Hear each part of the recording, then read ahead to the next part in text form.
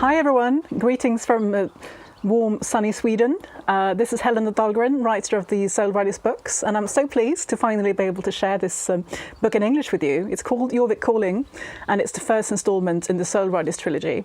As you may know, it's based on a very popular online game called Starshine Online. And obviously, if you've played the game, you're going to be familiar with lots of places, characters, and not to mention horses. But I do believe that you'll enjoy it, regardless of whether you played the game or not. It's a pretty epic fantasy novel.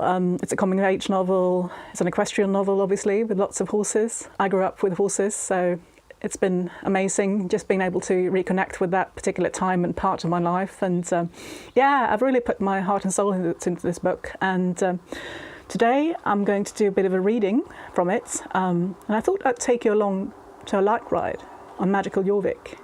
Enjoy. The farther they rode, the more it felt like they were travelling out of time, away from the modern world to a mystical place where anything was possible. They rode toward the western part of the northern mountain range, just beyond the large Silverglade Manor. From the summit, there was a view of Everwind Fields and a glimpse of the lights from Silverglade Village beyond it. On clear nights, you could see the lights in the castle windows.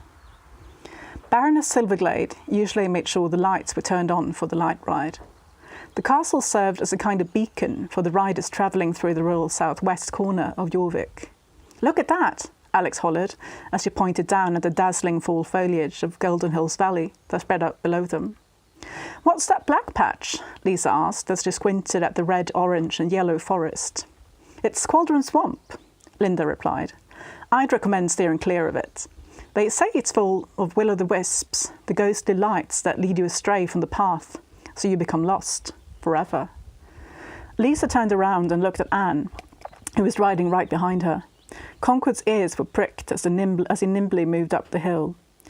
Lisa didn't see why Alex thought Anne was conceited. She seemed timid and withdrawn, if anything, as though she were afraid of intruding. Lisa gave her an encouraging smile. Anne smiled back. Several other light riders were nearby, but they mostly kept to their own little groups. Sometimes they were alone. Sometimes there were plenty of others forming a long line of riders. Some sang well-known traditional songs about Aideen and the long journey toward brighter times. Lisa soon started humming along. Several people took the opportunity to stop at the crest of a hill. Their horses walked on the long rein and stopped to graze occasionally. Maybe it was the singing, the lights, or the soft evening breeze, but Lisa began to feel like anything might be possible. She felt like Starshine and her friend's horses were somehow linked together by an invisible understanding that had existed for a long time. And now that bond was slowly being transferred to their riders. Lisa thought that she could see their horses exchanging glances, as though they were talking to each other.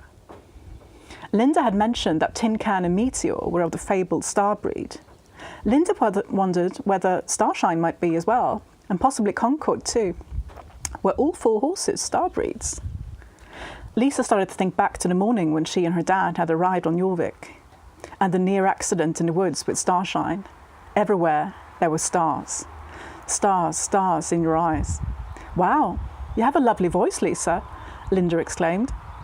Lisa stared at her. Granted, there seemed to be a song playing over and over in her head. Stars, stars, stars. But she was absolutely certain she hadn't been singing it out loud. "It's been stuck in my head ever since I first got here," Lisa said. It was time.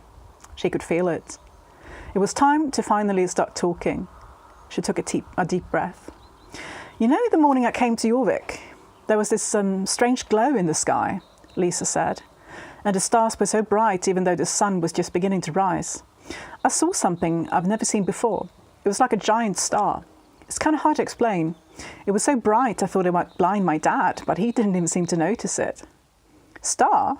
Linda said. "The thing I saw the same morning was like a moon, a big crescent moon. I remember because I couldn't sleep and I had gone out to fetch the paper. I saw a lightning bolt that same morning," Alex said. "And I saw a sun," someone piped up from behind them. They turned around. Anne was riding along, not far away.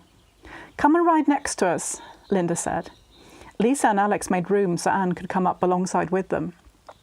Okay, here it goes. I'm going to sing. Starshine, a ray of sun, all the world is yours to keep, Anne sang softly and chuckled when she noticed how the others were looking at her. I'm sorry, I have a terrible voice, but my mum used to sing that song to me when I was little. I don't know what made me think of it. All right, Alex said. The sun, the moon, stars, and the lightning bolt. So we all saw different star phenomena that same morning. That's so crazy, Anne exclaimed. There has to be a natural explanation. What does Google say? Alex asked. Everyone turned to Linda, who giggled. Oh, I didn't realise that was my new nickname, but sure, I'll have a look. She held her reins in one hand and walked in Western style while she got her phone out.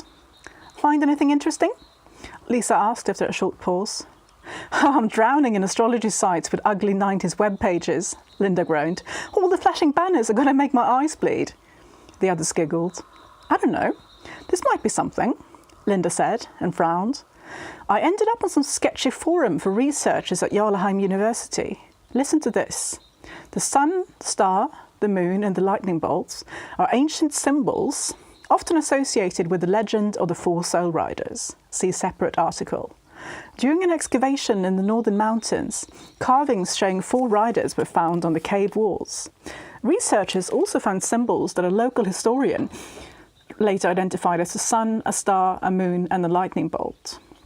The symbols are thought to be the source of the soul riders' powers and strength. The soul riders appear as central characters in both paintings and poetry from the 18th century onward. Soul riders, Lisa mused, letting the words roll off her lips. Then her stomach did a backflip.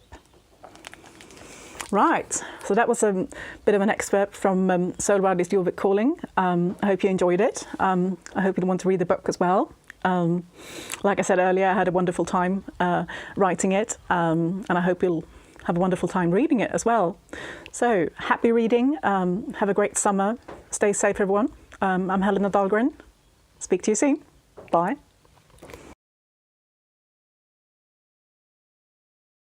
Thank you so much for watching. Be sure to like and subscribe to Gotham Reads for more of your favorite children's books read aloud daily.